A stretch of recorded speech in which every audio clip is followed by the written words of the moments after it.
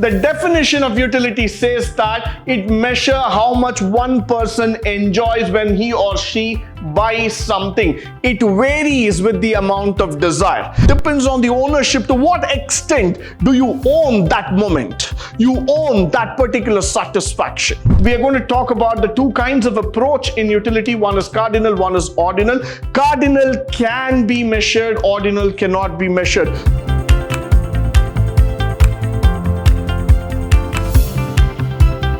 Good morning and welcome to the first session in Unit 2, first semester Business Economics for BBA, where we are going to talk about the meaning and the concept of utility. Now, the most interesting thing in economics is to talk about utility. The reason being is that it is the amount of satisfaction an individual gets after the consumption of a particular quantity or of the commodities. Now, when you look here, it's a measurement of usefulness that a consumer obtains from any good, and utility is a measure of how much one person enjoys.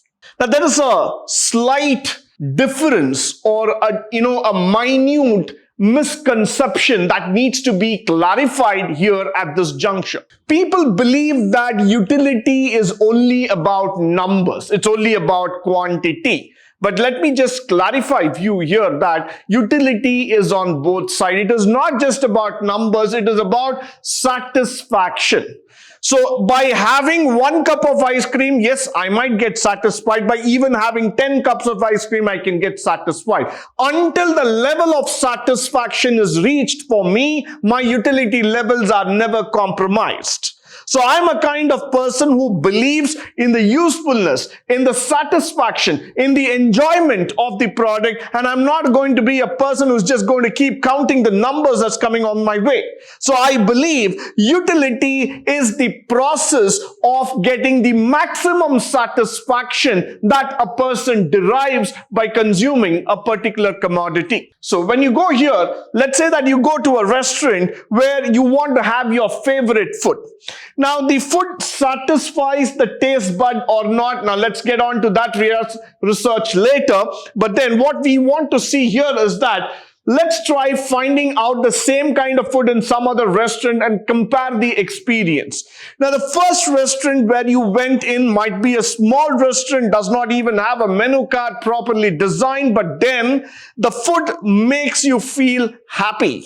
You are really happy with the experience. You are really satisfied with the kind of food that you had rather than the restaurant when you went for the second time. So that's exactly where utility comes into picture. I'm not bothered about the ambience. I'm not bothered about the menu card. I'm not bothered about what kind of tablecloth is put across, but I'm really worried about the satisfaction levels which I am deriving by consuming that particular product. That's what makes me interesting about that particular product. Now, when I go here, the definition of utility says that it measures how much one person enjoys when he or she buys something. It varies with the amount of desire. Now, is utility a common concept? Can I use the same yardstick to measure the millions of people around me? The answer is definitely no. Utility varies with the amount of desire. The same level of utility cannot be seen among all human beings because their ideology, their perception, the way of looking at things, the way they want to take it in entirely differs. So utility is definitely a subjective function which keeps varying from one person to another. Now, as I go down, the utility concept, it differs from one consumer. It keeps changing for the same consumer due to the amount, and it should not be equated with its usefulness. Now, every time equating utility to the usefulness. Now, for example, let's say that, why did you buy a Nike Air Jordan which is 35,000 rupees? If somebody is going to ask you this question for an example purpose.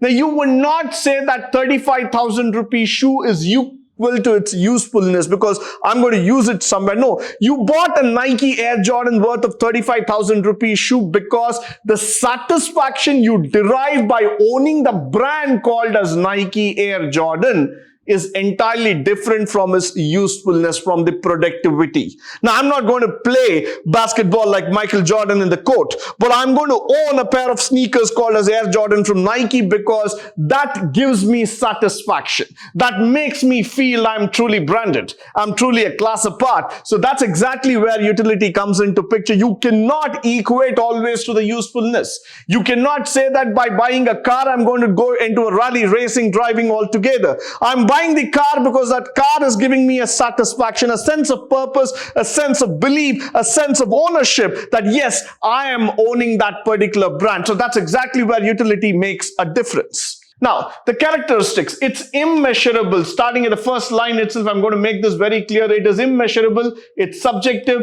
it is depending on the knowledge, on the use, and it is on the ownership. So look at the features that we are going to talk here. The first one, it is immeasurable. So certain things in life do not come into the quantifiable picture at all. They are coming into the non-quantifiable.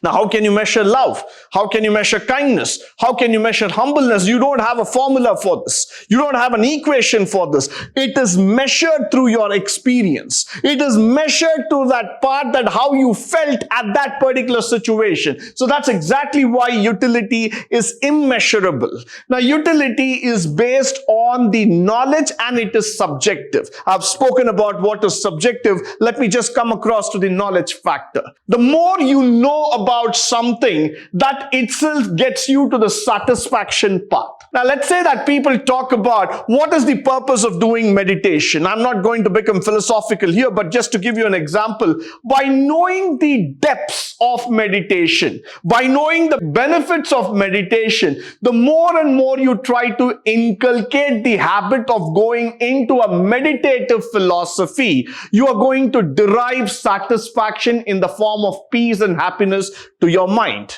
Now, that is because the more the knowledge in terms of that particular field, that's what is making you feel that yes, I am deriving satisfaction again and again. So it depends on the knowledge. But if I have a primitive knowledge about something, that can be about a car, that can be about a bike, or it can be about a shoes, or it can be about a meditative philosophy as I was talking about, then I'm not going to really derive in utility. I'm not going to derive satisfaction because I just have a very, very little knowledge, a zilch of that. So I might not be the person who would be deriving that satisfaction. I might be just carried away by the words that I've been listening.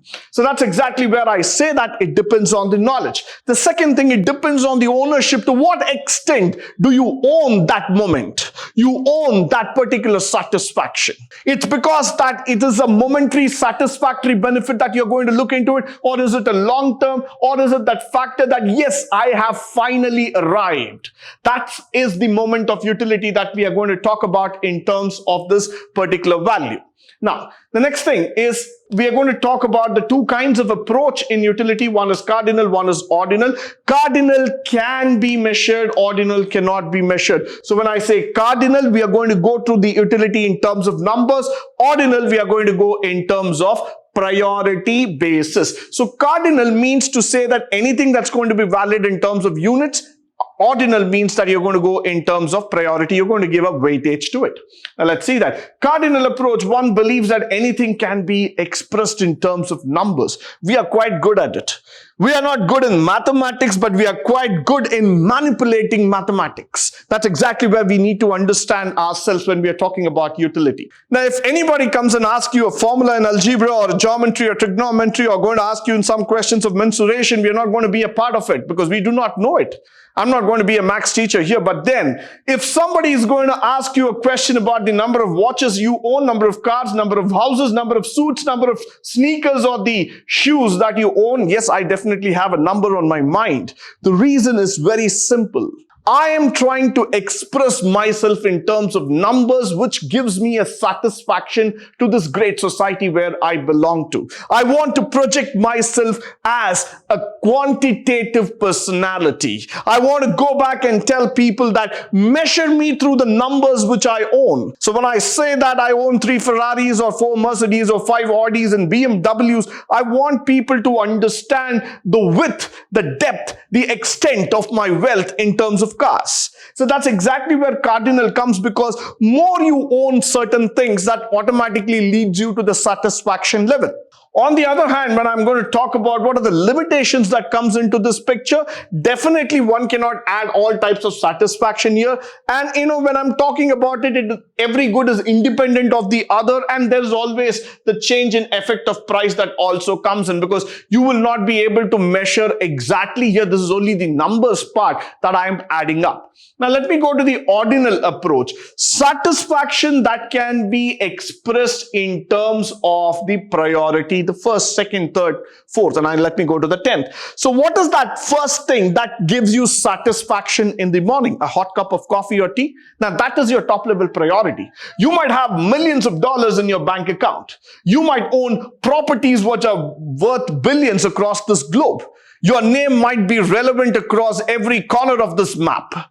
But what gives you satisfaction in the morning is that one cup of tea. Now that's your topmost priority. So if that one cup of tea does not arrive to your hands early in the morning, your first level priority is not achieved. And then there might be 10 priorities that are coming down. So whenever you want satisfaction to be categorized in the form of priorities, by doing certain things, by doing that action, at the level 1, level 2, level 3, I'm prioritizing my set of activities here. That gives me satisfaction. I am an ordinal approach owner. I believe that the satisfaction comes in terms of priority. So for me, the first priority is knowledge. The second priority might be in terms of wealth, might be in terms of family. So let me just put my priorities, and as my priorities get satisfied, I am an ordinal approach personality. Now, what are the limitations? Now, there can be only 2 goods or 2 baskets that we are talking about. Similarly, assuming a numerical value to the utility is not easy.